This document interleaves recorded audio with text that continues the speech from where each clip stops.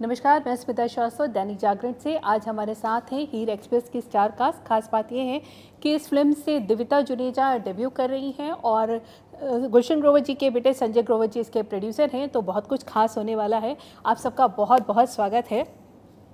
Trailer बहुत अच्छा है, आप सबको बहुत तारीफ़ें मिल रही हैं और कहा जा रहा है फैमिली फिल्म बहुत टाइम बाद आ रही है। तो पहला सवाल मैं आप सबसे चारों से जानना चाहूँगी, अच्छे सिनेमा के मायने क्या है? इस पे अच्छी तरह से रोशनी आशुतोष जी डाल सकते। मैं चारों से चाहूंगी रोशनी डाले, दो नहीं हम उसमें ऐड कर देंगे रोशनी आशुतोष जी को डाल। बिल्कुल अच्छी बात करिए जी आशुतोष। सिनेमा तो मुझे नहीं पता, मैं सिर्फ सच्चे सिनेमा को जानता हूँ कि जिस फिल्म को देख के अगर जो भाव स्क्रीन के ऊपर चल रहा है वही भाव यदि आपके अंदर जनरेट हो जाता है।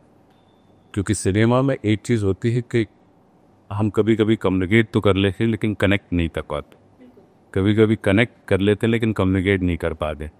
तो अच्छा जिसको आप कह रही है, जिसे मैं सच्चा कहता हूँ कि जिस भी सिनेमा में कम्युनिकेशन और कनेक्शन दोनों मौजूद रहेंगे वो अच्छा सेट।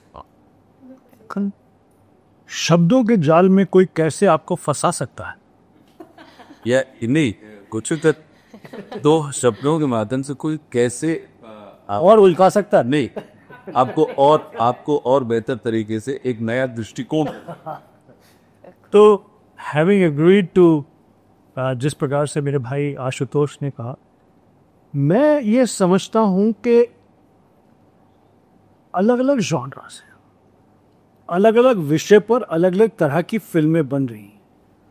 उस जॉनरा में वो अच्छी हैं, उनकी अपनी ऑडियंस है, उन्हें ये देखना पसंद है उस तरह की पिक्चर। जैसे मैं हॉरर फिल्म नहीं देख सकता, मैं दुनिया को डराता हूँ लेकिन हॉरर फिल्म से मुझे डर लगता है, तो वो मेरे लिए उसमें कोई अच्छी चीज़ है नहीं कि बनाते क्यों है। ठीक है जी, मैं बहुत इमोशनल फिल्म नहीं देख सकता क्योंकि सिनेमा हॉल में मैं ऐसा रोता हूँ ज़ोर ज़ोर से तो लोग हंसते हैं, यार ये खलनायक किस तरह का तो रो रहा है। अभी मैं परसों एक यूनिवर्सिटी में एजुकेशन के ऊपर किस्सा सुना रहा था कि जिन स्टूडेंट्स को स्कॉलरशिप मिली थी जो सपने लेकर बैठे हुए थे सामने, तो मैंने कहा कि मेरे फादर साहब, लेट फादर साहब, हमें कोई भी प्रॉब्लम हो तो पढ़ाई में ध्यान, पढ़ाई में ध्यान।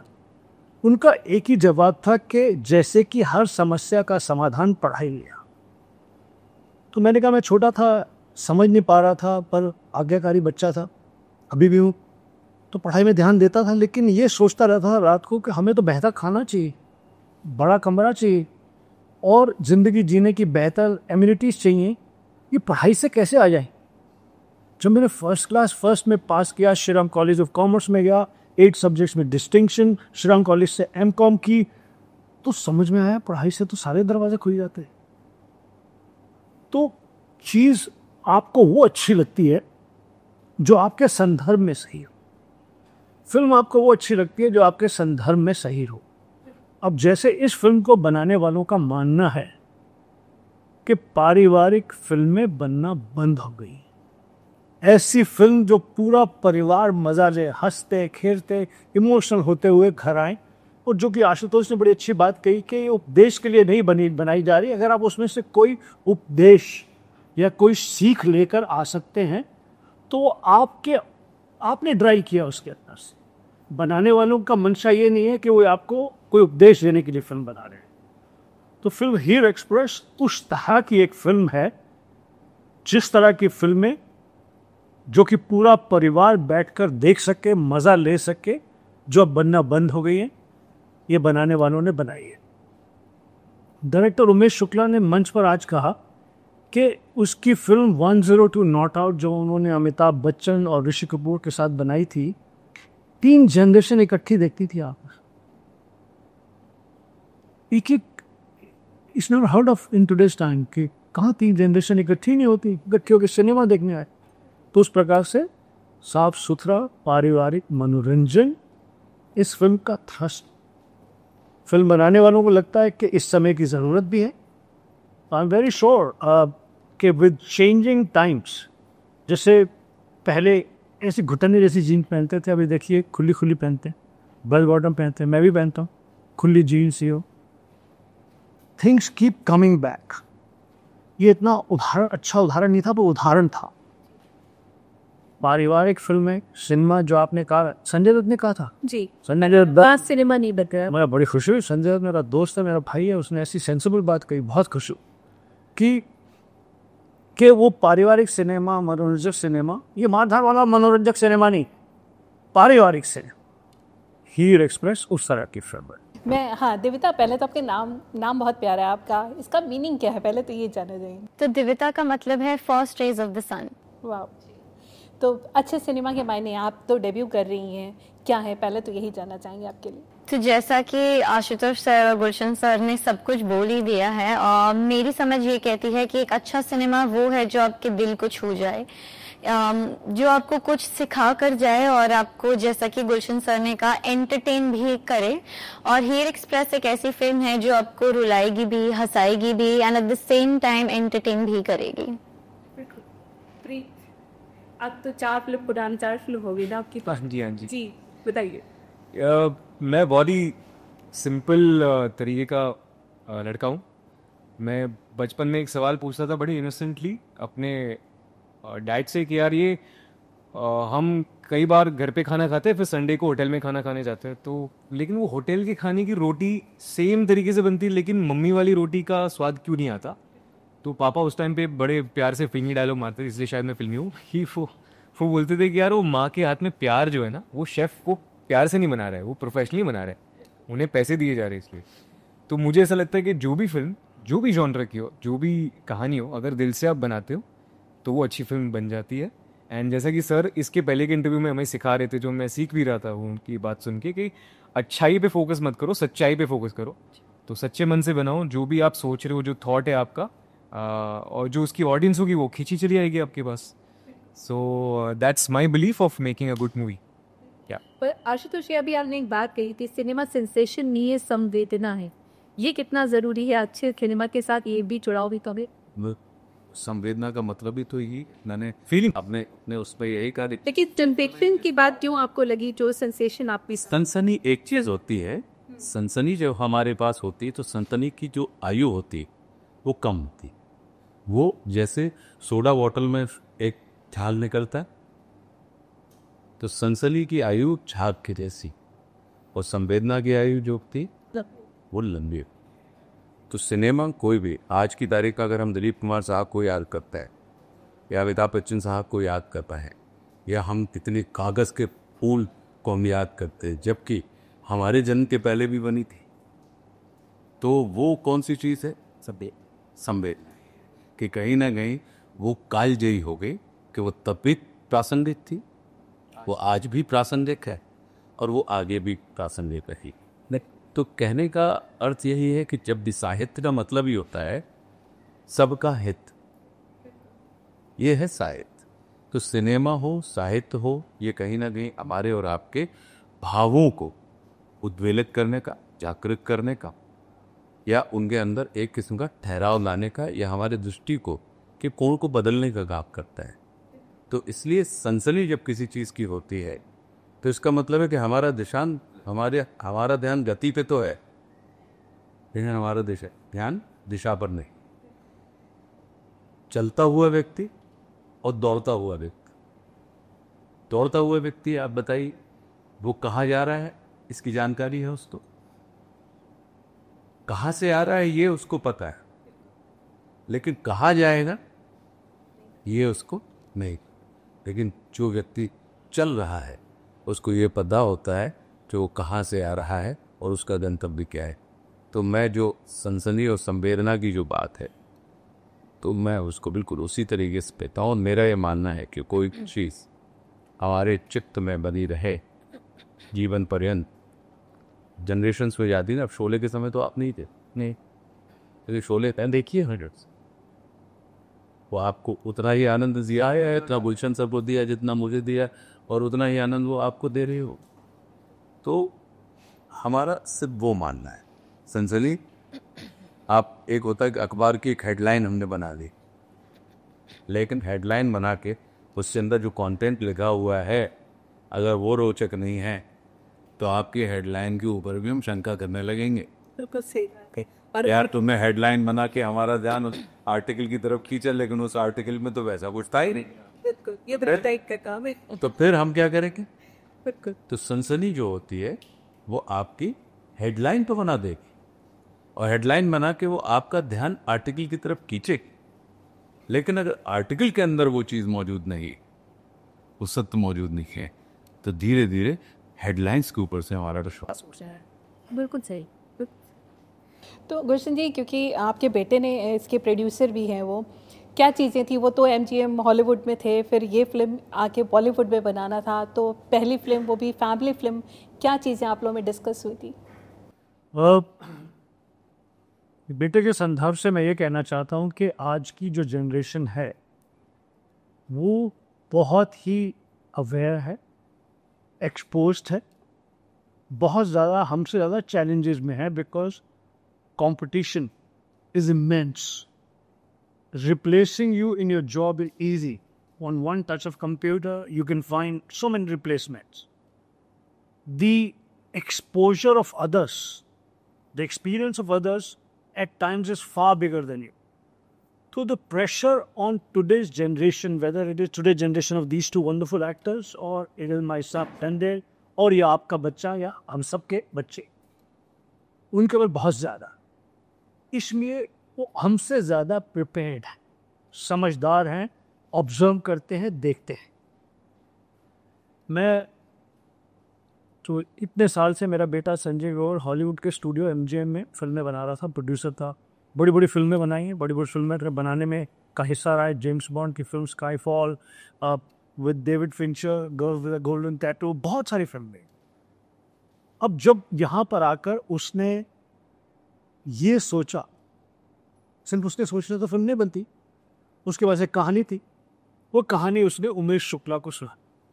उमेश शुक्ला ने कहा ये भाई बिल्कुल करेक्ट है संजय, ये पिक्चर बनाना चाहिए। चीज़ें जुड़ती गई, फिर ये डिसाइड हुआ उन लोगों के बीच में कि इस फिल्म में हमें हीर के रोल के लिए कोई नई लड़की लेनी चाहिए। जो नई यंग एक्ट्रेसेस है, बहुत वंडरफुल, इतनी ब्यूटीफुल, खूबसूरत, अच्छी एक्ट्रेसेस। उन्होंने कहा नहीं, हमें ऐसी कोई एक्ट्रेस लेनी चाहिए जो अनयूजुअल हो दिखने में, अनयूजुअल हो एक्टिंग करने में, उसका डिमीनर, उसकी पर्सनैलिटी, पर्सोना सब अलग हो, और उसके पीछे किसी दूसरी फिल्म की याद ना, कि यानी कि पिछली फिल्म में इस प्रकार का किरदार ये था, बस वो इस रोल से जानी जाए। तो आई बिलीव एक अवार्ड फंक्शन में उमेश शुक्ला ने दिविता जुनेजा को देखा और उसको ये रजिस्टर हुई। आई थिंक लोकमत का अवार्ड था, यस। तो उसे रजिस्टर हुई, उसने जीरो डाउन किया on her. Cut the long story short, सारे प्रोड्यूसर्स, उमेश शुक्ला प्रोड्यूसर हैं इस फिल्म में, संजय ग्रोवर प्रोड्यूसर है, आशीष वाघ प्रोड्यूसर है, संपदा वाघ प्रोड्यूसर हैं, आप लंदन से भी प्रोड्यूसर हैं। तो ये सब लोग, और समीर आर्या डीओपी, बहुत नामी, बहुत शानदार डीओपी, हमारे मित्र। अपना फर्स्ट एडी क्या नाम है उनका? यूसुफ भाई। अब ये सारे के सारे मिलकर देविता का टेस्ट ले रहे हैं। हम तो थे नहीं वहाँ पे। टेस्ट तो फिल्म में सीन है ढाबे का, वो सीन शूट कर रहे। एंड मैं नहीं समझता कोई बहुत कंफर्टेबल सर्कमस्टेंसेस थे, क्योंकि मैं उमेश के ऑफिस कई बार गया हूँ संजय के साथ। तो ऑफिस के आउटसाइड एरिया में उन्होंने ढाबे का टेबल लगा दिया, और it's a very hot area, uncomfortable area, लोग गुजर रहे हैं, और वो टेस्ट का वीडियो संजय ने मुझे ऑफिस से भेजा। बोला एक्चुअल टेस्ट का नहीं, संजय ने तो अपने मोबाइल से शूट किया था। बोला पापा, you will not believe this girl Divita Juneja is excellent. We have zero down on a perfect choice for Heer. उन सबका इस प्रकार का विश्वास जीतने के, जहाँ से बात मैंने शुरू की कि आज के यंगस्टर्स कितने तैयार हैं। He was not comfortable circumstances जहाँ पर वो शूट कर रहे थे। बीच में 2-3 बार लाइट फाइट का भी कुछ इशू हुआ, एक लाइट चली गई, कुछ हो गया, ये हो गया। आप जितनी चीज़ें इमेजिन कर सकते हैं कि आपका डेब्यू बैटिंग है, कभी बत्ती खड़की, क्योंकि पानी की प्रॉब्लम हो रही है, कभी क्राउड चिल्ला रहा है, कभी कुछ है, और आपको बहुत गर्मी के अंदर आपका डेब्यू किया गया है, तो then you have to be having a lot of quality along with your talent to stay focused. And all those wonderful qualities that I would say a lot is in the youngster, and especially this girl has fantastic of those qualities.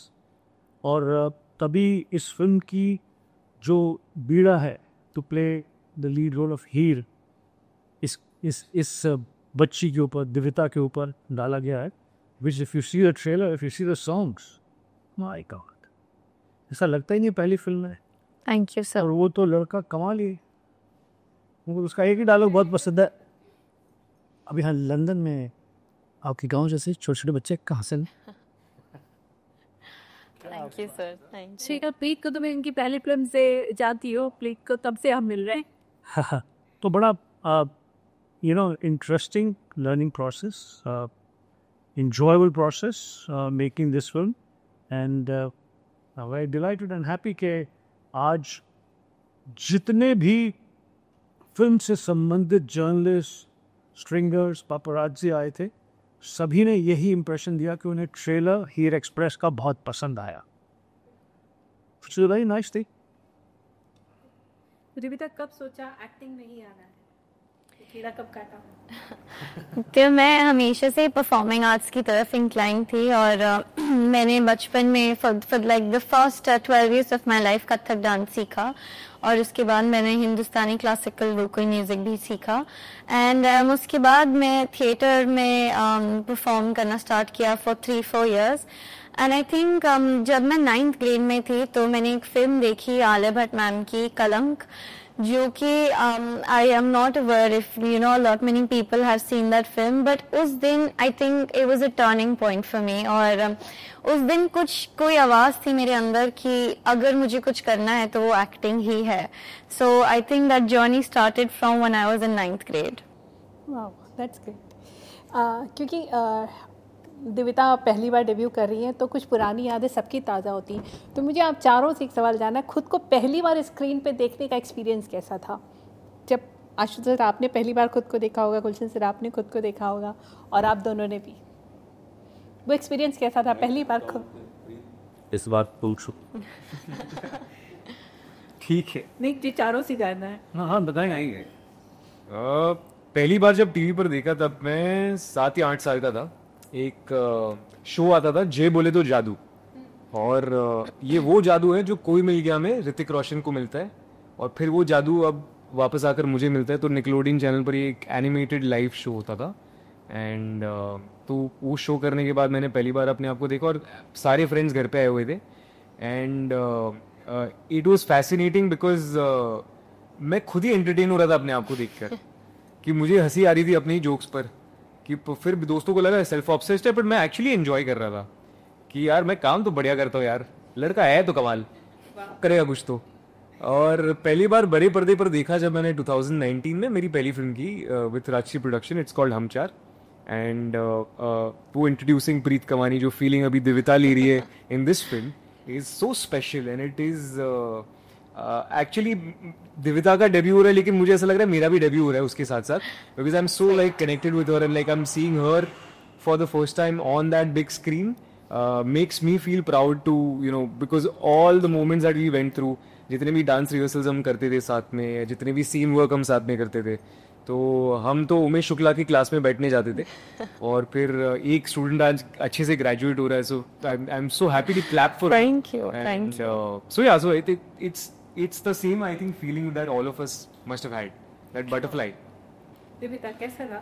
तो मेरा तो आज पहला दिन था अपने आप को बड़ी स्क्रीन पर देखने का. And like Preet said, I think वो जो फैसिनेशन मोमेंट है, वो सरियल और यू नो अनरियल मोमेंट, वो था आज मेरे लिए, और मैं उस के लिए बहुत ही ज़्यादा ग्रेटफुल हूँ और अपने आप को बहुत खुशकिस्मत मानती हूँ. वो एक फीलिंग कि मुझे तो बिलीव ही नहीं हुआ कि ये मैं हूँ जिसने यू नो हमने इतना होमवर्क किया, हम सब में इतना हार्ड वर्क किया for this project. So I am just very grateful and I M on top of the world right now. देखिए जी, मैं 2 किस्से सुनाना चाहता हूँ आपको। पहली बार जब मैंने अपने आप को पर्दे में देखा, पहली बार नहीं, पहली 15 बार देखना पड़ा, जब तक मैंने दूसरे को वो मैं में चला गया। नहीं, फिर आऊँगा मैं, फिर आऊँगा में दिखा। ये वो ऐसे मैंने छोटे-छोटे रोल्स में शुरू में आया, तो मैं खुद भी पहले पिक्चर देखकर तैयार रहता था कि मैं बता सकूँ ये आने वाला। तो I never got that feeling of seeing myself comfortably on screen, enjoying, evaluating, feeling uncomfortable. ये मैंने ठीक नहीं किया यार। ये मैं काफ़ी समय के बाद, मुझे लगता है शायद अवतार फिल्म में मुझे वो समझ में आया कि this is how I look, this is how I can. उससे पहले शायद सदमा आई थी, पर उसमें तो मेरे स्क्रीन पर आते ही लोग तालियां मार रहे थे, वो कर रहे थे, कुछ ऐसा शूट किया था बालू महिंद्रा ने मुझे, बस सिर्फ मैं टर्न करता था और लोग सहम जाते। तो सही तरह से मुझे फीलिंग बहुत फिल्मों के बाद आई, पहली बार दे। अब मैं एक पीछे के किस्से से जुड़ा हुआ कि how confident today generation is and how we took a long time to learn. एक किस्सा सुनाना चाहता हूँ, ये यहाँ से संबंधित नहीं, प्लीज। जी जी। जितेंद्र साहब के घर पर एक फिल्म स्टार्स को बुलाया गया था एक प्रेस कॉन्फ्रेंस के लिए, टू स्पीक अगेंस्ट ड्रग्स। उसमें क्या कहते हैं कि बहुत बड़े बड़े सितारे, मुझे याद है शबाना आजमी जी, डिम्पल कपाड़िया जी, जैकी श्रॉफ, अनिल कपूर, संजय दत्त, अमिताभ बच्चन, जितेंद्र जी के घर में था, मतलब you name it, lots of big stars. हमको बुला गया था, हम थोड़े राइज कर रहे थे। जैसे ही मैं कार से निकल के जा रहा था, पीछे से एक आवाज़ आई, और पंजाब में ऐसा होता है, हमारे पंजाब में तो ऐसा नहीं होता। टर्न करके देखा तो अमिताभ बच्चन थे। वो मेरी अनरिलीज फिल्म का डायलॉग बोल रहे थे, महासंग्राम का। तो मैंने कहा सर, बोला अभी फिल्म देख के आ रहा। काम किया है तुमने, बहुत अच्छा काम किया, पंजाब में ऐसा होता है। बात करते करते मुझे याद नहीं कब उस बंगले का गेट खुला, कब हम अंदर गए। अमिताभ बच्चन बात करे जा रहे थे उस रोल की, क्योंकि वो लेट डायरेक्टर मुकुल आनंद के साथ अगली फिल्म करने वाले थे, शायद अग्निपथ थी। तो उनकी फिल्म देख कर आ रहे थे। बात करते करते हम चेयर पर बैठ गए, वो बात कर रहे थे, हम सिर्फ सुन रहे थे, और इसमें निहाल हो गए थे। सडनली एक पावरफुल फिल्म मेकर चाहते थे कि तस्वीरें खींची जाएंगी, तो अमिताभ बच्चन के साथ वाली चेयर में उनका प्रोटेजी, वो बड़ा हीरो बैठे, ना कि ये लड़का गुलशन ग्रोवर। तो ये बाद में मुझे समझ में आया, वो हीरो भी मेरा दोस्त था, भाई है, आज भी भाई है। कौन? नहीं बता सकता। तो उन्होंने कहा गुलशन वन सेकेंड बोला, तो आप अपने चेयर से उठेंगे, बड़े डायरेक्टर हैं। गए तो जब तक कोई और आके बैठ गया, अभी थोड़ी कहेंगे कि स्कूल की चेयर थोड़ी है कि मेरा बेंच हटो। मेरी चेयर चली गई। अमिताभ बच्चन के साथ जो बातें चल रही थी उसका पूरा ऑरा चला गया। तो सब लोग बैठ चुके थे, तो मुझे लास्ट ने एक, यानी कि जहाँ पे ख़त्म हो रहा था वहाँ पे whether it was a chair और स्टूल मुझे दे दिया। उस पूरे स्टार्टअप में मैं उतना ही डिजर्व करता था, पर मेरा दिन एलिवेट हो गया था। उस शुरू करते हैं उनका प्रेस कॉन्फ्रेंस। कहाँ से शुरू करें? वहाँ से शुरू। जो नंबर लास्ट था वो नंबर फर्स्ट हो गया। मैं लैक ऑफ कॉन्फिडेंस की बात बता रहा हूँ। महासंग्राम तक मैं अच्छा खासा नाम हो चुका था। मैं अपने सर्कमस्टेंसेस से ऊपर राइज नहीं कर सका। मुझे ये पता भी नहीं था कि इतने सब बड़े बड़े एक्टर्स में मुझे पहला बोलने का मौका दिया जाएगा, और अगर दिया जाएगा तो मैं कैसे इसे संभालूं। I stood up and I could not say 2 right lines, and I kept saying, we are with you doctor, and we are drugs is not a good thing, but completely taken away because of what had happened with me. Function खत्म हुआ। शबाना आजमी जी, उन्होंने मुझे बहुत फिल्मों में recommend किया, including Avatar film उन्होंने दिलवाई थी। Come here, she said, can't speak 2 sentences proper, and I want to be a big actor here. ये उन्होंने मुझे प्यार से, अफेक्शन से बहुत काटा। मुझे इतने साल लगे, इतनी फिल्में लगी, इस प्रकार का इंसिडेंट लगा to be confident, to be ready, look at this generation. You throw a question. This generation, मेरा बेटा संजय रो, if he was there, they are so ready. They're so ready because it's needed. They are thrown in the midst of fierce competition with people who have more. They know they can be replaced in a second. So इसलिए आप youngsters को hats off और ढेरों शुभकामनाएं। ये किस्सा पिछले किस्से से था। Thank you sir. Ashutosh sir, आपका पहला स्क्रिप्ट। स्मिता, बहुत ईमानदारी की बात है, हम लोग अपने आप को लगातार देखते रहते हैं बचपन से। हमें सुख अपने आप को देखते में नहीं मिलता, हमें सुख तब मिलता है जब दुनिया आपको देखे। मुझे वही मिला कि जब दुनिया ने स्वाभिमान जो हमारी टेलीविजन सीरीज थी और आपका काम अप्रिशिएट हुआ, देखने लायक काम था और लोगों ने देखा, तो वो आनंद तो देता ही, क्यों तुम आते कि इसलिए है इस दुनिया में कि जो अपरिचित दुनिया है उसका अपरिचय सुपरिचय बंधुत्व में रूपांतरित हो जाए, तो आनंद देता ही जब आप अपरिचय से सुपरिचय और बंधुत्व की याद कर रहे। तो बस एक आखिरी सवाल, क्योंकि इस फिल्म में बहुत दिख रहा है, कहीं कल्चर पकड़े, कोई वो, कितना खाने का बनाने का भी आप चारों को शौक रहा है और इस फिल्म में कितना एक्सप्लोर किया, क्योंकि लंदन में पूरा शूट किया आप सब ने, कुछ खाना वहाँ भी बना, कुछ देसी खाने का स्वाद का बहुत अद्भुत बना थी। बहुत देविता की क्वालिटी है कि वो शेफ भी बहुत अच्छी, वो हॉर्स राइडिंग उसने सीखी और मैकेनिक यानी कार सुधारने का काम सीखा, और डांसर तो है। और प्रीत का ये कि प्रीत अगर वहाँ पे मौजूद ना हो तो प्रीत इज इंस्पिरेशन ऑफ देविका, मतलब उस फिल्म के दौरान ये उस फिल्म की रिक्वायरमेंट थी, ऐसे रियल लाइफ में नहीं। मतलब ऐसा नहीं रियल लाइफ से दोनों बच्चे बहुत अच्छे दोस्त हैं वो इस तरह, लेकिन उस फिल्म के दौरान जो आपने अनुभव किया, जो इस किरदार की, क्योंकि ये कहानी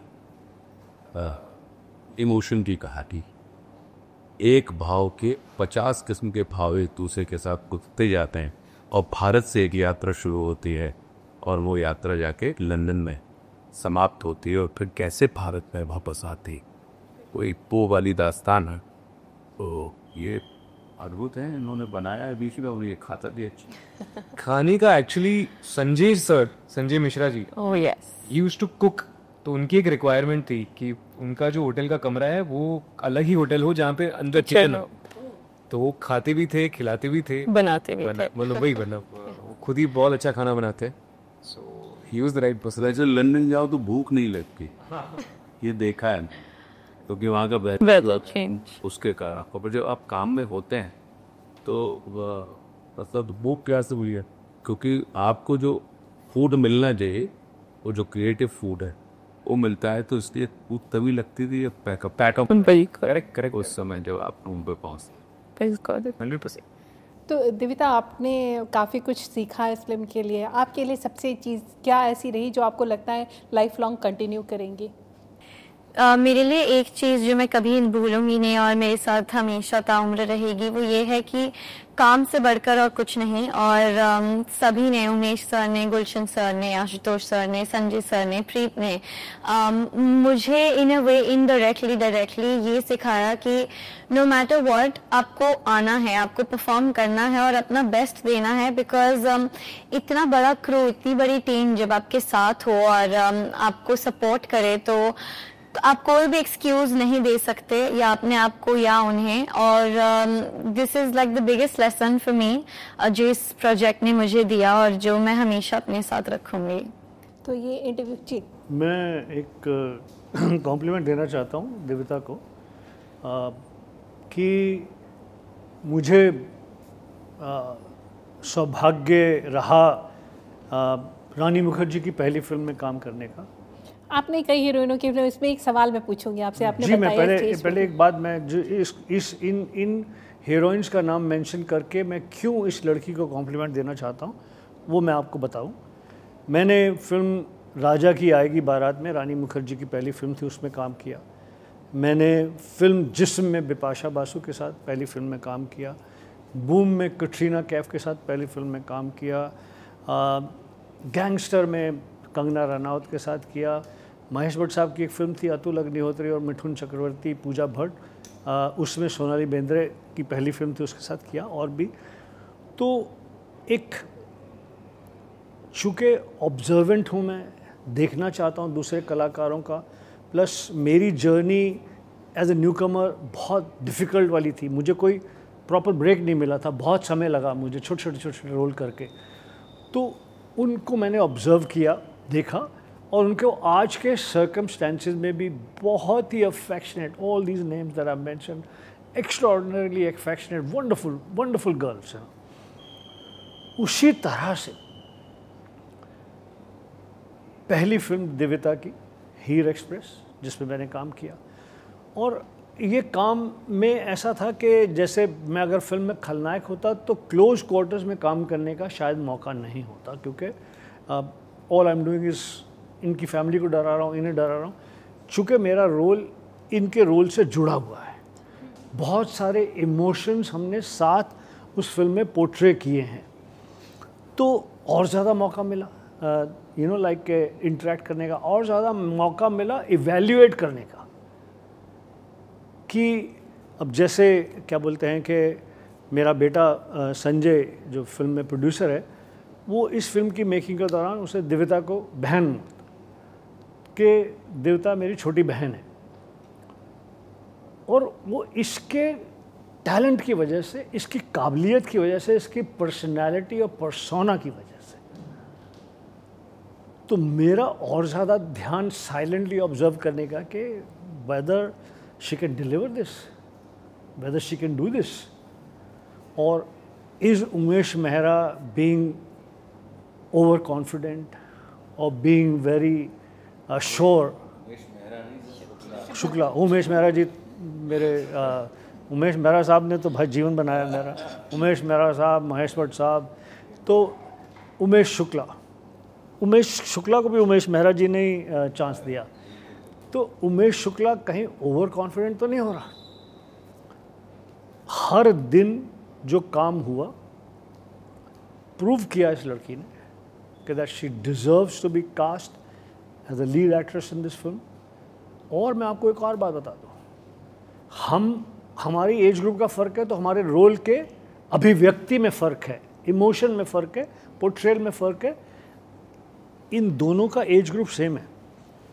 ये बहुत तेज एक्टर है, मतलब प्रीत जो है कॉन्फिडेंट है, and he can like sort of make the scene which is even a boring line very interesting. Now when you're thrown into scenes where the other person has had an experience of many films, on top of it, तेज complimentary शब्द, तेज मैंने derogatory उसमें नहीं बोला, तेज actor है, फट से ग्रास्प करता है, फट से घुमा फिरा के। तो तेज एक्टर के साथ में भी जो सीन किए, holding ground with her vulnerability, innocence and the true persona and the true characteristics of Heer, और कोई रास्ता नहीं है। इन सारे शब्दों का एक शब्द आशुतोष कहता है सच्चाई। तो she held on to that, not to a formula, not to a competitive spirit. जब आप फिल्म देखेंगे तो उसका कैरेक्टर ही ऐसा, वैसे बोलता अरे भाई मैं फास्ट फास्ट फास्ट ये वो, उसके बीच में वो एकदम, but she held on to like a true artist. The word I am borrowing from Ashutosh, सच्चाई को पकड़कर, जिसमें vulnerability, sincerity, being close to the character and not getting intimidated by a popular way of performing. आप समझ रहे हैं? Popular way of performing is not a derogatory word again. मैं popular way of performing करके बड़ा star बना हूँ। तो इस सारी चीज़ के लिए बहुत बहुत कॉम्प्लीमेंट्स आपको। Thank you, sir. Thank you. I think it was only possible because of Gulshan sir and everyone, who supported me while shooting. Sanjay Grover sir. बंद करो ये Ashutosh मीठी मीठी sir. बातें। तुमने काम एक्टिंग के किया, इंस्टीट्यूट से भाई आपके पास। तुमने अपनी मेहनत से बस काम एक किया। लास्ट सवाल, तो ऐसा कौन सा दोस्त रहा जिसकी गलती कभी माफ़ नहीं कर पाते हो, और वो खुराफात या शरारत दोस्त की ऐसी रही हो जो लगता है आज भी कि बहुत बदमाशी की थी, वो माफ़ नहीं करनी चाहिए? वो दोस्ती नहीं जिसे आप माफ ना कर सके, फिर सच्ची दोस्ती नहीं है। मैं को अपने सारे दोस्तों को माफ कर देता हूँ। Same. High five. 100%। पर कोई शरारत ऐसी जो दोस्ती ने की हो? कई बार होता है ना दोस्ती में शरारत होती है। वो मैं करता हूँ। और वहाँ माफ़ी मुझे भी मिल जाती है। तो मेरी दोस्तियों में तो मैं ही खुरापाती हूँ। आशुतोष सर। यस, नहीं, मृत्यु का मतलब क्या होता है? जो मन को त्राण से मुक्त करे। त्राण मतलब कष्ट से। तो मन को कष्ट से मुक्त करने वालों के साथ आपके माफ़ी या दंड प्रताड़ना से संपर्क नहीं। और मैं इस मामले तो बहुत भाग्यशाली, मेरे पास बहुत बहुत बहुत सारे हैं और मैं बहुत सारे लोगों का बहन। दिविता। जैसा कि प्रीत ने कहा और आशुतोष सर ने कहा, I have the same thoughts. और मुझे ऐसा लगता है कि हम कोई नहीं होते किसी को फॉरगिव करने वाले। और अगर वो आपका दोस्त है तो आपकी वो अंडरस्टैंडिंग है उनके साथ कि आपको फॉरगिव करने की ज़रूरत ही ना पड़े। गुलशन सर। मैं तो ये कहना चाहूँगा कि अगर आपको दोस्त से शिकवा शिकायत नहीं है तो कहीं पर ऐसा लग रहा है कि आपका पूरा खाना मीठा मीठा ही सर्व हो रहा है। कुछ तो चीज़ होगी जो बुरी लगेगी, मित्रता में भी कुछ तो चीज़ होगी जो लगेगा कि यार शायद मैं इस मित्रता में इससे ज़्यादा एक्सपेक्ट कर रहा था आपसे। शायद मैं सोच रहा था मेरे बिना कहे आप इस विषय को सोचेंगे, आप इस विषय को समझेंगे। तो मित्र से शिकायत, मित्र से नाराज़ होना, मित्र से एक्सपेक्टेशंस को लेकर कि ये तो बहुत ही जेन्युइन और करेक्ट इमोशन है, इसमें कोई नेगेटिविटी नहीं है। नहीं सर, बात वही चल रही है। हाँ, आप कह रहे हैं हाँ, नाराज होना और नाराज रहना वो जी मैं उसी पे आ रहा हूँ। नाराज रहते शिकायत नहीं, मैं उसी पर आ रहा हूँ। मित्र से नाराज होना, मित्र से इस बात पे नाराज होना कि तुम्हारा इस बात पे ध्यान नहीं गया यार, आप मेरे मित्र हो यार। तो ये सारे इमोशन कंटिन्यू करते हैं मेरी तो हर दोस्ती में, ठीक है जी। उसके साथ नाराज़गी बने रहना, नाराज़ रहना इज़ इम्पॉसिबल। उसमें हर मित्र से हर मित्र से एक्सप्रेस करने का एक अलग अलग तरीका। सम फ्रेंड्स से दे कॉल एंड दे से कि यार how do you do this यार, तुमने ये वो अपने आप को रोक नहीं पाते। समझ में आती बात, नहीं यार मेरा ध्यान नहीं गया यार, वेरी सॉरी यार। Majority of this kind of situations I have had with friends who are girls, females. Bollywood में बहुत सारी हीरोइंस हैं, मेरी बड़ी करीबी दोस्त हैं जी, ठीक है। तो उनका अपना ये गुस्सा एक्सप्रेस करने का यही तरीका है कि सीधा समझ में आ गया यार बात, सॉरी। बहुत सारे दोस्त हैं जो बात थोड़ी कम करने लगते हैं, अफेक्शन थोड़ा कम हो जाता है, पास आके नहीं बैठते तो लगता है क्या यार, नहीं कुछ नहीं, इट्स ओके। तो आपको लगता है कुछ तो मैंने गलत कर दिया, समथिंग इज़ नॉट राइट। कुछ दोस्त ऐसे होते हैं जिन्हें बहुत समय तक ध्यान ही नहीं जाता कि उन्होंने गलती की है या आपने गलती की है, वो मन को लगा लेते हैं, मन को लगा लेते हैं। तो आप चूँकि हर दोस्त की लेवल ऑफ सेंसिटिविटी को जानते हैं तो आपको लगता है कुछ करेक्ट नहीं है। तो मेरा ये ख्याल है कि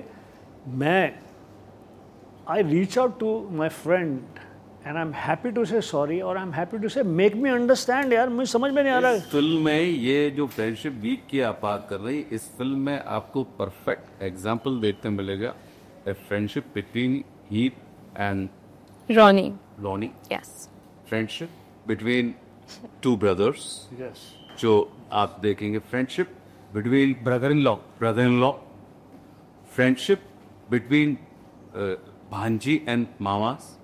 मतलब आपको इसमें जो मित्रता का जो भाव होता है वो आपको पूरा का पूरा इसमें सारे कलर, सारे रंग ये आपको देखने मिलेंगे और ये आनंद का विषय है। चलिए, आप सबको बहुत बहुत शुभकामनाएं। Wish you all the best. Thank you.